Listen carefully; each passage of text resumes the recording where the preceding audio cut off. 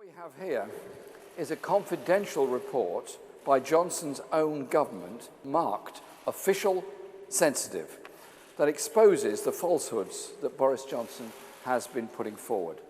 This is cold, hard evidence that categorically shows the impact a damaging Brexit deal would have on large parts of our country. He told the people of Northern Ireland to their faces, there'll be no forms, no checks, no barriers of any kind. You will have unfettered access. Then look at page 5 of this confidential report, which will be in your hands in a moment. In private, the government says something very, very different. It says there will be customs declarations and security checks between Northern Ireland and Great Britain. It's there in black and white.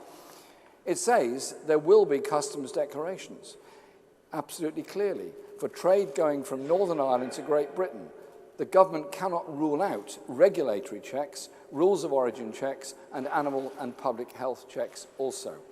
And for trade going the other way, from Great Britain to Northern Ireland, there will be all of the above, plus potentially damaging. I just want to go back to that Northern Ireland document, the Treasury document, because it's been produced by your own government.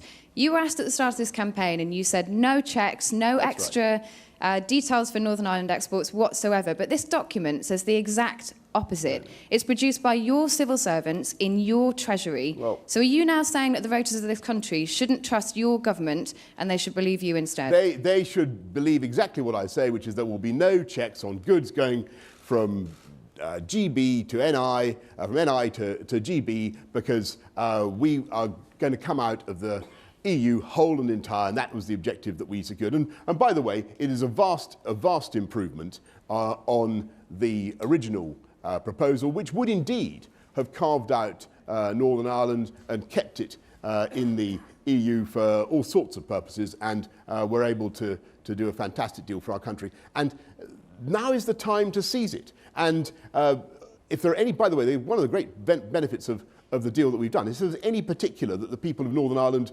don't like, then of course they are all those provisions automatically elapse in 4 years' time.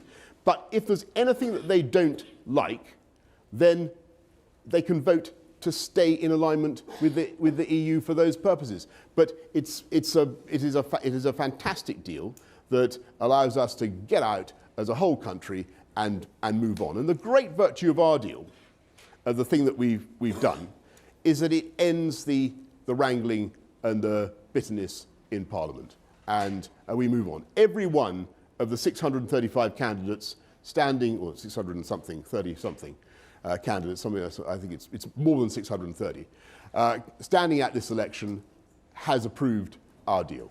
And that's in stark contrast to the Labour Party, where I think at least 100 of their candidates say that they want to back Remain. So, you know, if you want to get this thing done, if you want the country to move forward, you've got to vote.